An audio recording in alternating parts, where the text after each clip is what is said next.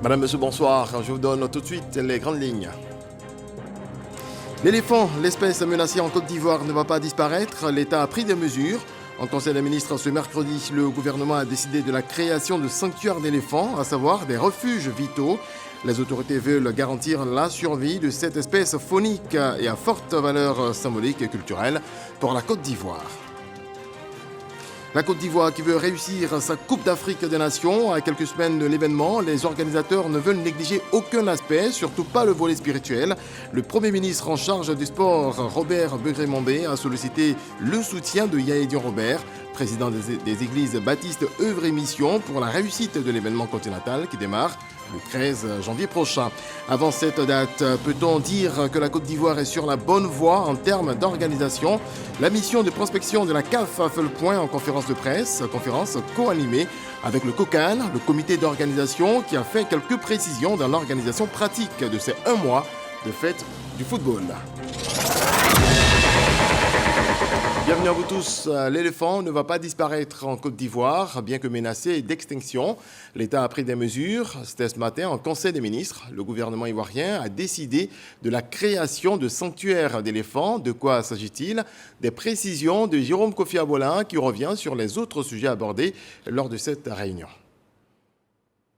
Le Conseil des ministres, en se réunissant ce mercredi 20 décembre 2023 sous la direction du président de la République, Alassane Ouattara, a planché sur 18 points concernant des mesures générales et individuelles ainsi que des communications. La protection des éléphants en Côte d'Ivoire constitue la première de ces importantes décisions prises au cours de cette session. Il faut juste noter que les éléphants en Côte d'Ivoire se trouvent dans une situation alarmante. De plus de 3000 individus dans les années 70-80, nous avons aujourd'hui environ 500 individus. Donc vous comprenez l'urgence donc, des décisions quant à la protection de ces éléphants emblèmes de notre pays. Ce projet de loi traduit la volonté de l'État de protéger durablement l'éléphant, espèce faunique menacée d'extinction donc dans notre pays en raison notamment du braconnage et de la destruction donc de son habitat naturel. Il prévoit à cet effet des sanctuaires d'éléphants constitués notamment des parcs nationaux et de réserves naturelles ou des forêts classées. Ce projet de loi prévoit également la création de centres d'information sur les éléphants, l'enseignement de la protection des éléphants dans les programmes d'éducation scolaire et la mise en place de compensations financières des dommages causés par les éléphants en vue d'inverser la tendance de sa disparition et de garantir la survie de cette espèce faunique à forte valeur symbolique et culturelle pour notre pays. Une autre mesure de protection, elle concerne cette fois les espèces de faune et de flore sauvages menacées d'extinction. Le deuxième projet de loi vise à renforcer l'application de la Convention sur le commerce international des espèces de faune et de flore sauvages menacées d'extinction, donc en abrégé le CITES, dans notre pays notamment. Cette convention protège environ 40 000 espèces animales et végétales dont l'existence est menacée en raison de la surexploitation due au commerce illégal transnational organisé contre l'environnement. Ce projet de loi détermine, en cohérence avec cette convention, les mesures administratives, financières et répressives en vue de réguler et de freiner durablement ce commerce illégal en synergie avec les autres États signataires. Le Conseil a aussi parlé du fonctionnement du Conseil de discipline au sein de la fonction publique. Au titre du ministère d'État, ministère de la fonction publique et de la modernisation de l'administration, le Conseil a adopté un décret portant attribution, composition, organisation et fonctionnement du Conseil de discipline de la fonction publique. En application du nouveau statut général de la fonction publique du 23 novembre 2023, ce décret actualise la composition du dit organe et réorganise les modalités de fonctionnement ainsi que la procédure disciplinaire de cet organe consultatif essentiel à la fonction publique. Il précise en outre la procédure avant, pendant et après la saisine du conseil de discipline, les différents acteurs qui interviennent, les sanctions applicables ainsi que leurs effets sur la carrière du fonctionnaire ou du fonctionnaire stagiaire. En son point de divers, le Conseil a fait cas de l'élan de solidarité de la Côte d'Ivoire à l'égard de la Guinée face au drame qu'elle a subi dans la nuit du 17 au 18 décembre 2023. Ainsi, sur instruction de son Excellence, Monsieur le Président de la République, chef de l'État, le Premier ministre a organisé une mission de solidarité envers ce pays frère et ami. Cette mission comprend l'envoi d'une section des sapeurs-pompiers militaires comprenant des spécialistes de blessures chimiques, des médecins spécialistes, donc des grands brûlés, et de médicaments d'une valeur de 17 millions de francs CFA. En outre, du carburant d'une valeur de 100 millions de francs CFA sera convoyé donc en Guinée.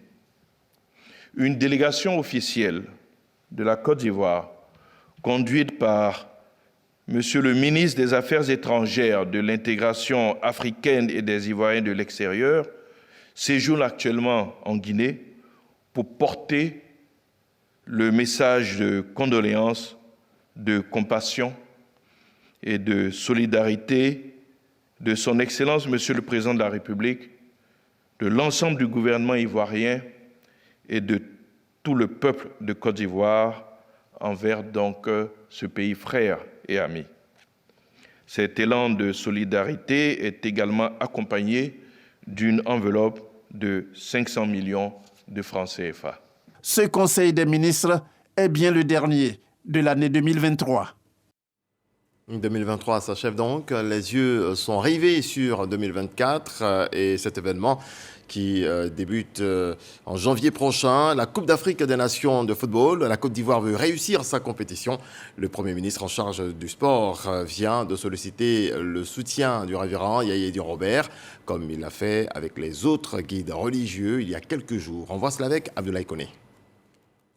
En prélude à la grande rencontre écuménique et la Wazifa devant se tenir avant l'ouverture de la CAN 2023, le Premier ministre a achevé ce mercredi sa visite chez les guides religieux. Dans la commune de Yopougon, il a été accueilli par le porte-voix des églises protestantes évangéliques de Côte d'Ivoire. Accorder l'honneur à Dieu, c'est quelque chose qui nous touche profondément. Et nous avons des heureux événements en Côte d'Ivoire et il est venu nous les confier pour la prière. Nous l'avons reçu ici avec enthousiasme, avec joie et avec fierté d'ailleurs. Faire les prières auprès du Seigneur pour que la CAN se passe très bien, dans la joie, dans la félicité, dans la paix surtout. La Côte d'Ivoire étant une terre de convergence, nous allons avoir du monde et nous allons prier pour que la grâce de Dieu nous suffise. Et aussi, c'est vrai que nous ne voulons pas être égoïstes, mais nous voulons que la coupe reste en Côte d'Ivoire.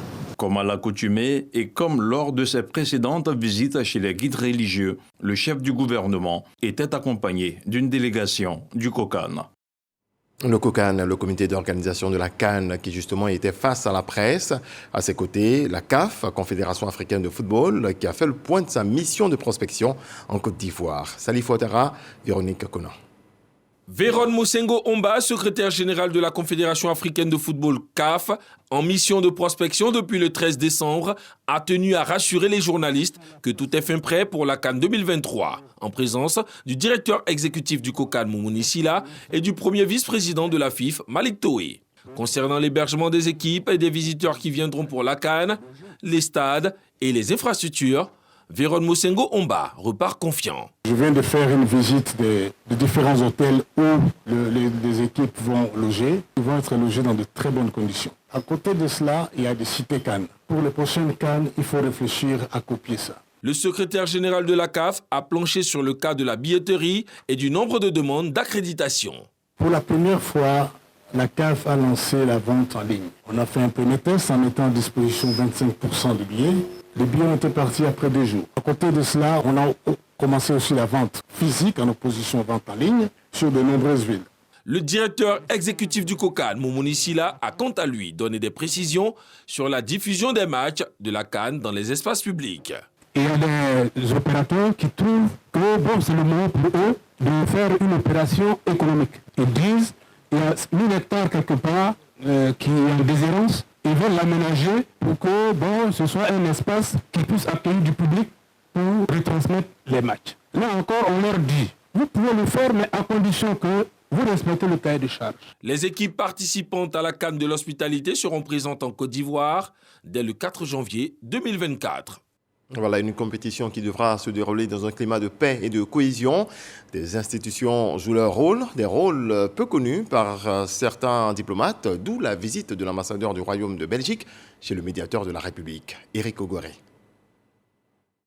Cette visite de travail de son Excellence, Madame Carole Van Eyla, ambassadeur du Royaume de Belgique en Côte d'Ivoire, à l'institution Le Médiateur de la République s'inscrit dans un fonctionnement normal.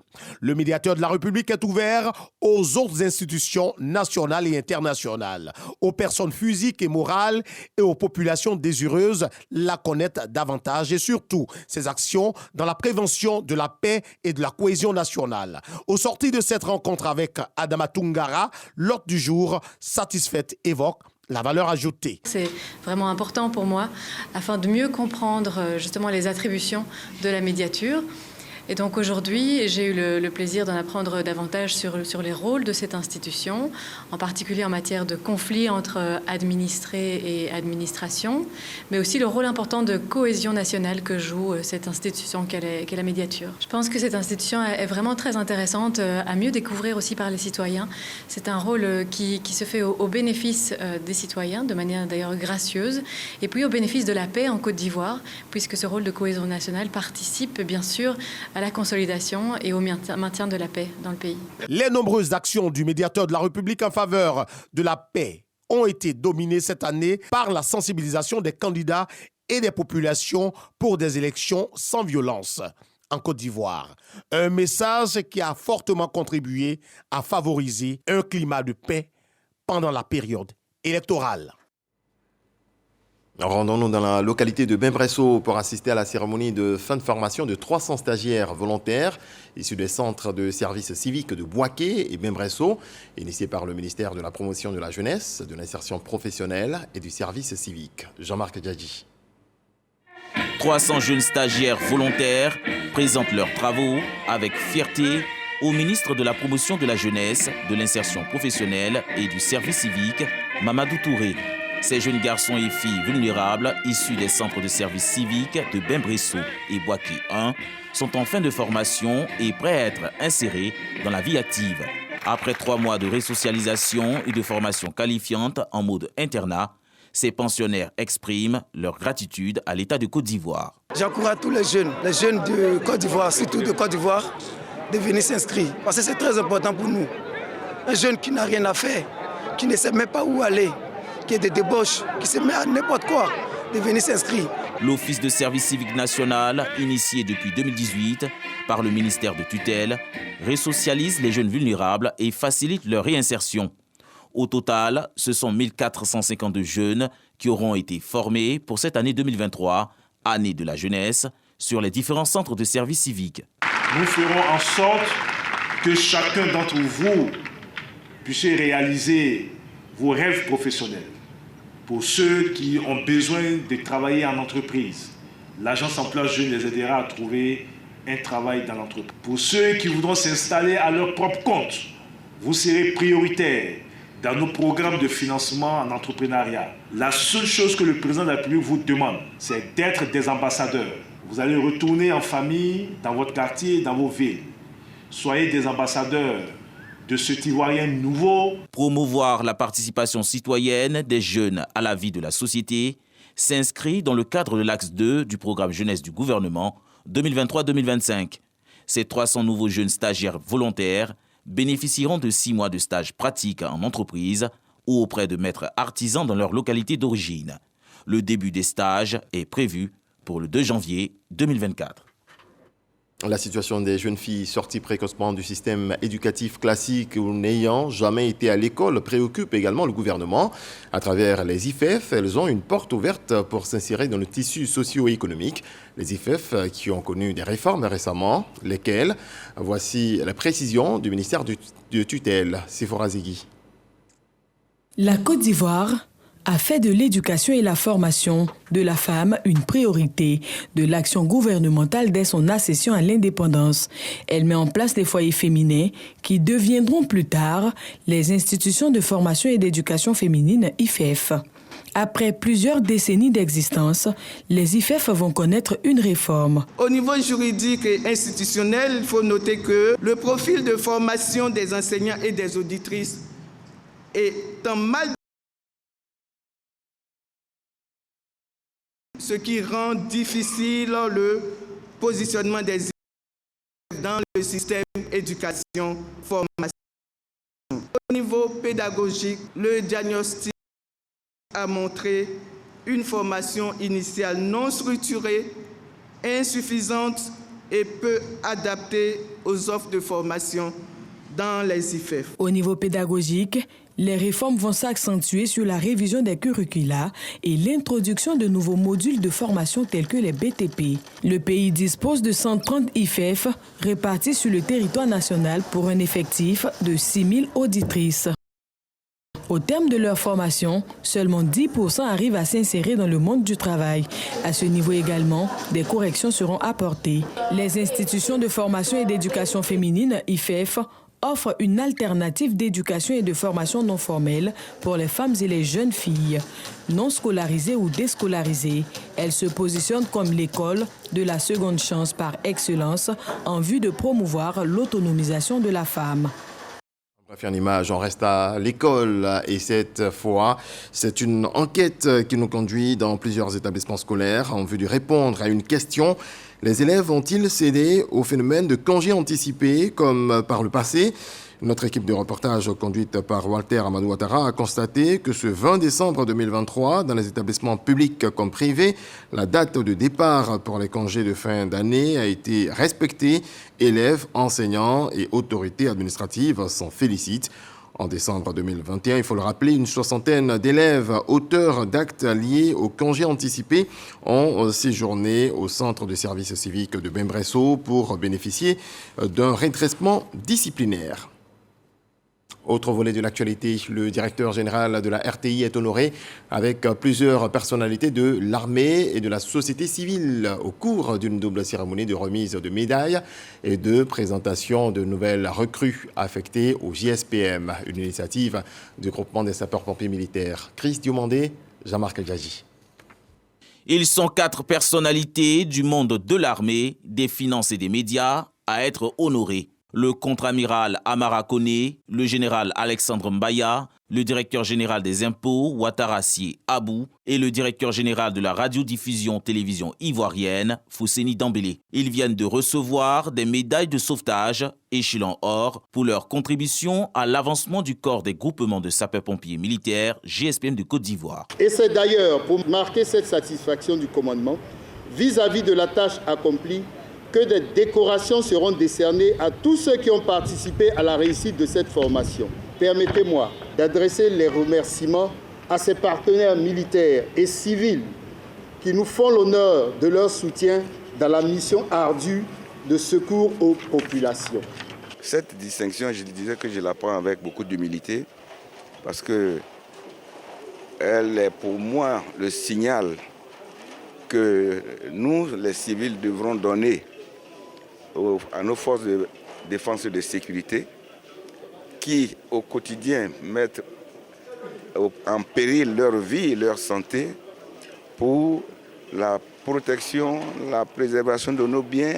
C'est une reconnaissance de tout ce que les autres forces armées apportent au GSPM dans l'accomplissement de ses missions en matière de formation, en matière des opérations, surtout ce qui nous concerne en milieu marin. Cette décoration, je la dédie à l'ensemble des agents et travailleurs de la RTI. Vous savez que notre maison partage un certain nombre de valeurs et de principes avec les forces de défense et de sécurité. Les valeurs d'engagement, la valeur de service public, les valeurs de respect de l'autre. Je voudrais dire qu'à l'orée de la CAN qui arrive dans quelques jours maintenant, je considère également cette distinction comme un appel à l'ensemble des agents de la RTI à redoubler d'ardeur, d'engagement pour réussir cette mission importante qui est d'être la radio-télévision diffusée hors de la CAN. Le général de division, chef d'état-major général des armées adjoint, n'a pas manqué de leur rendre un hommage. Au nom du chef d'état-major général des armées, le général de corps d'armée Lassina Doumbia, vous exprimez mes vives et chaleureuses félicitations pour les décorations de la médaille de sauvetage échelon or que vous avez reçue et partager avec vous la joie qui est la vôtre. Une seule recommandation, continuez d'être des modèles. Outre ces distinctions, plusieurs agents du GSPM et forces de défense de sécurité ont reçu des médailles de sauvetage échelon argent et bronze. Autre pan de la cérémonie, l'entrée des nouvelles recrues du GSPM au nombre de 99 soldats du feu. Ce sont 95 hommes et 4 femmes de la classe 2022 A2 qui reçoivent leur casque. Ils sont désormais aptes à sauver des vies après des mois de formation et d'entraînement physique intensif. Après leur présentation au drapeau à l'issue de la formation commune de base, cette haute tradition de remise de casque est la dénotation que désormais ces soldats sont aptes à assumer leurs responsabilités de soldats de feu. Cette double cérémonie de distinction fut chapeautée par un vibrant hommage et un défilé en l'honneur des soldats du feu décédés. Le prochain président du PDCI RDA sera connu le 22 décembre 2023. Ce sera à l'issue du 8e congrès du parti à Yamoussoukro. Le fauteuil va se disputer entre le banquier Tidjam Tian et le maire de Cocody, Jean-Marc Yassé. Les autres candidats s'étant retirés. Konaté Moussa. 22 décembre 2023 à Yamoussoukro. C'est la date et le lieu retenu pour le 8e congrès extraordinaire du PDCI RDA.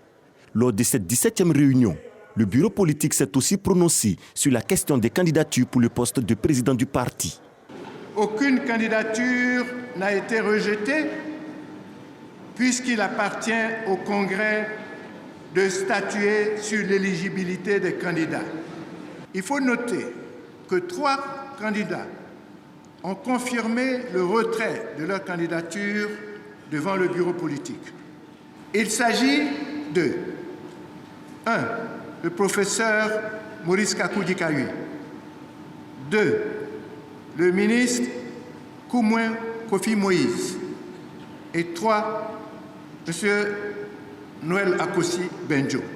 Les candidatures en liste donc pour la présidence du PDCI RDA sont celles de Tidjam Tian et de Jean-Marc Yassé, des militants prêts à s'affronter dans une bataille saine et fraternelle. Satisfait des décisions prises par le bureau politique. Nous sommes amis depuis toujours. Donc, à partir du moment où le bureau politique a décidé, nous irons. Et au final, il y a une seule personne qui doit gagner, c'est le PDCI RDA. Selon le président par intérim du PDCI RDA, Philippe Compli-Boni, le rendez-vous du vendredi dans la capitale politique sera la confirmation de l'union et la cohésion au sein du plus ancien parti politique de Côte d'Ivoire. Et c'est pour entretenir ce climat de cohésion entre les Ivoiriens qu'est née l'émission Bonjour de la RTI. L'édition 2024 va se tenir le 29 décembre prochain dans un nouveau décor. Khalil Diomandé nous annonce qu'il y aura plusieurs innovations. Regardons. Tu es joli garçon, tu es là. Quand les femmes te vont dire voilà l'homme de ma vie, mais tu portes Bayal, lève la main, on va prier pour toi. Oh. Ils reviennent pour encore vous faire éclater de rire. Les rois de l'humour sur la scène le 29 décembre pour la 17e édition de Bonjour, le rendez-vous culte de la RTI. Une édition qui promet d'être 2 fois plus hilarante avec les incontournables, dont Agalawal. Hier matin, j'ai entendu ma voisine en train de crier sur son mari. Aide-moi, je te jure. Aujourd'hui, là, tu vas choisir. Soit c'est la bière ou bien c'est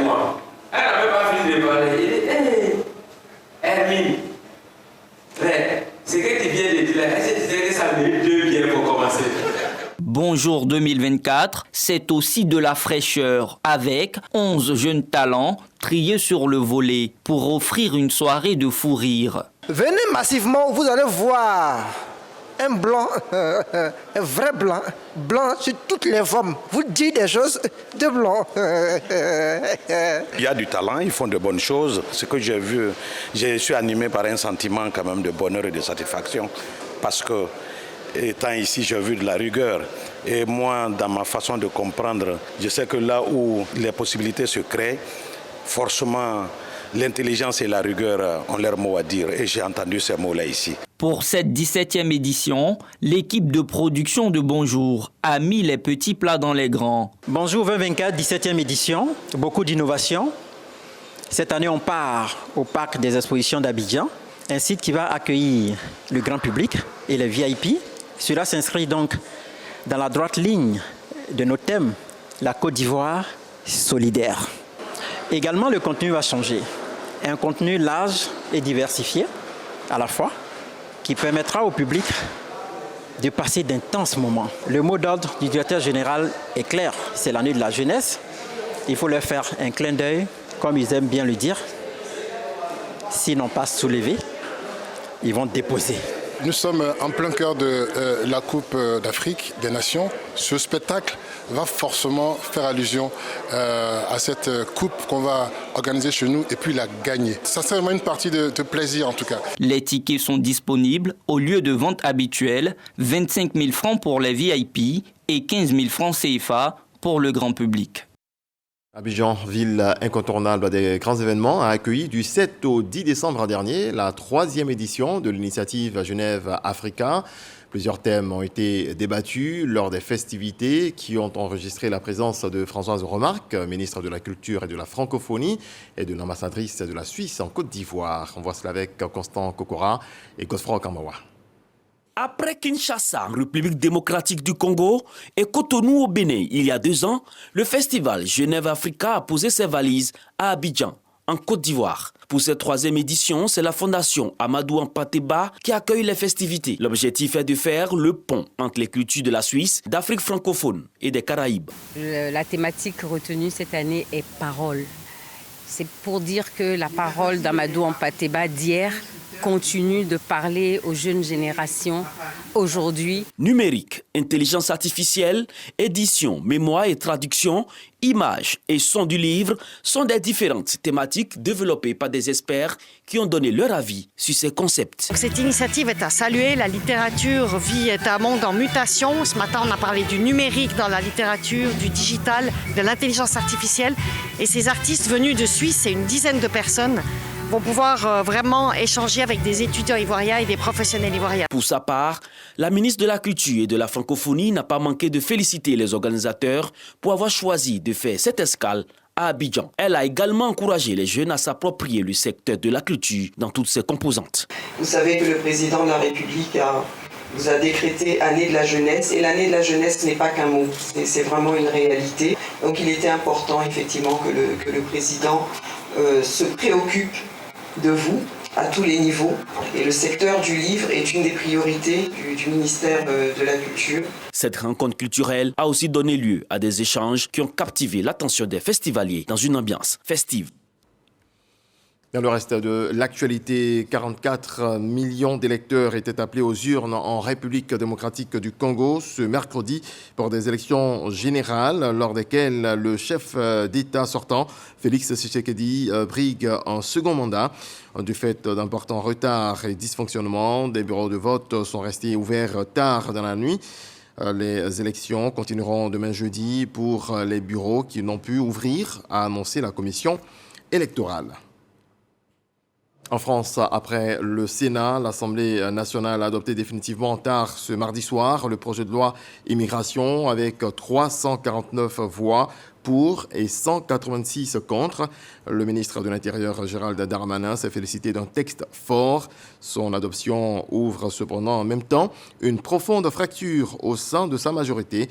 Des organisations de défense des immigrés ont dénoncé ce mardi l'accord politique trouvé au Parlement autour du projet de loi sur l'immigration le plus régressif depuis au moins 40 ans en France, selon associations et syndicats qui déplorent un texte à la xénophobie décomplexée.